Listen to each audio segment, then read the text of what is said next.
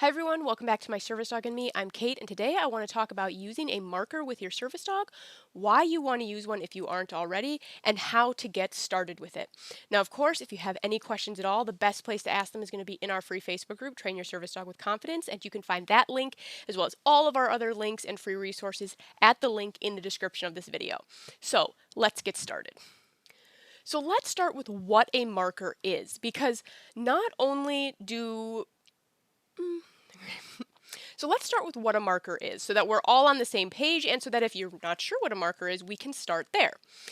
A marker does a few things. First, it marks the moment when your dog has done the right behavior. So when he meets the criteria you've set for him to earn a treat.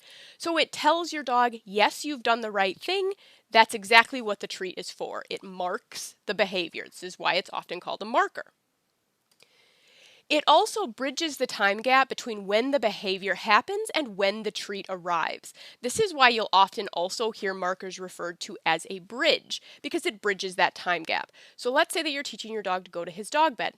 You mark when he gets on the dog bed, and then it takes a moment to get the treat to him, because he either has to come get it or you have to bring it to him.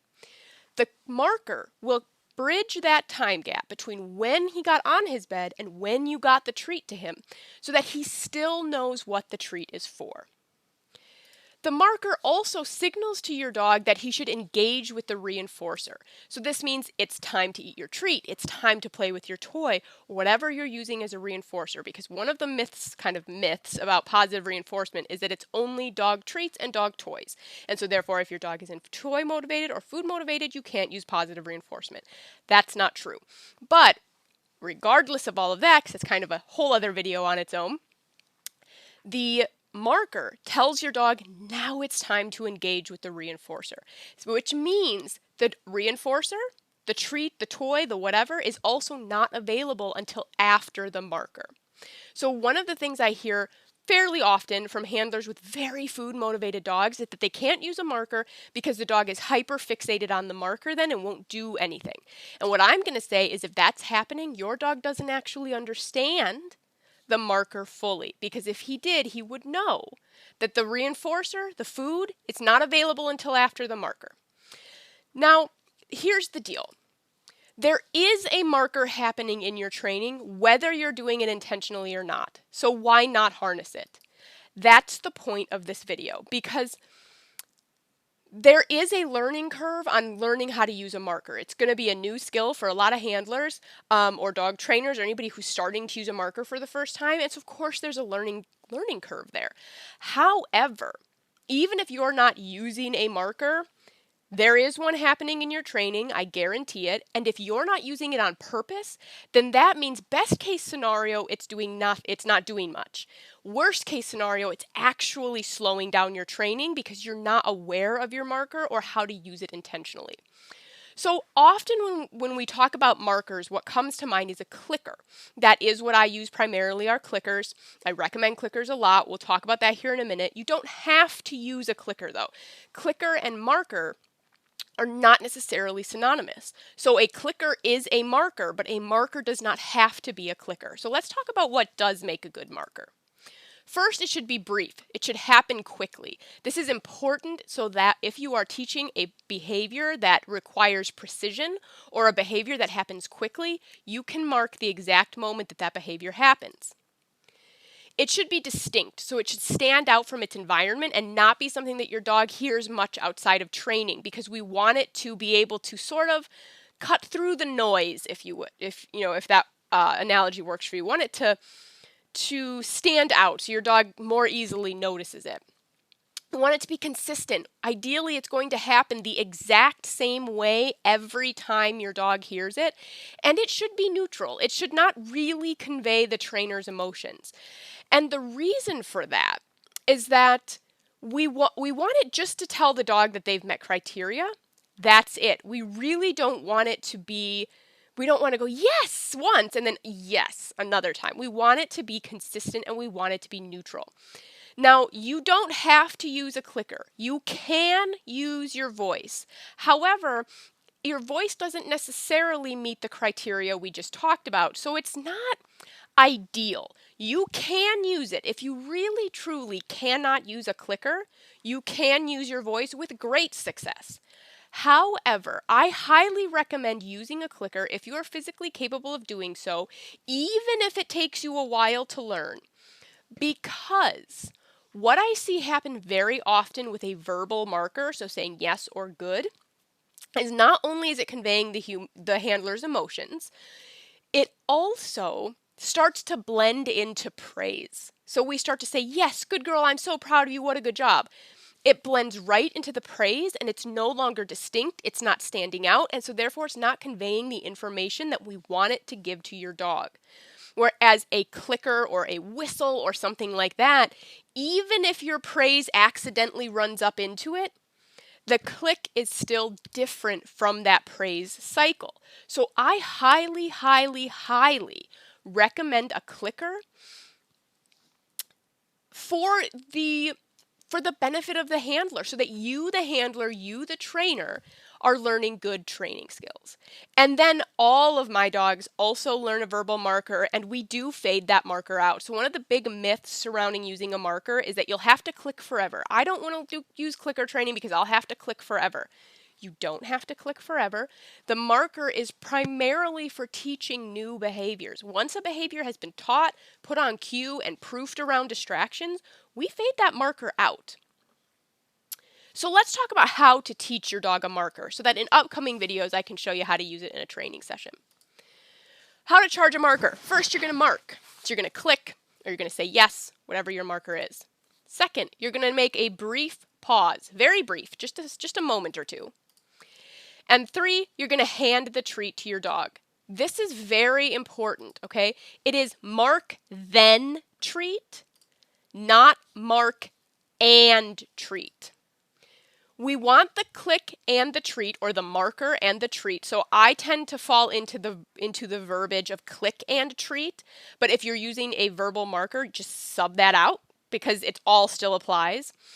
But we want that marker to be separate from the reinforcement delivery, because if those two things collide, the marker is no longer doing what it's supposed to do, which is predict that the treat is coming. So here's an example of me teaching this to a dog.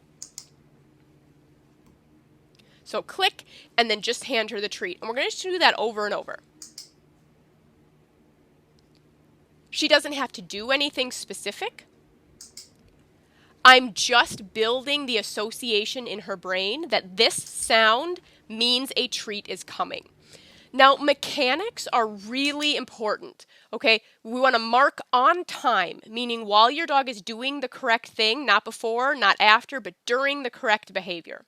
This takes time and practice for you to do, and nobody's perfect at it.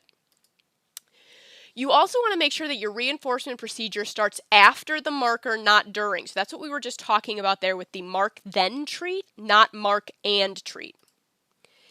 And your reinforcement procedure needs to be predictable, meaning it happens the same every time. Now that's actually a separate kind of video on its own.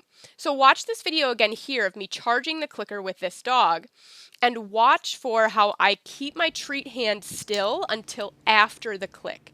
It is click then treat, not click and treat.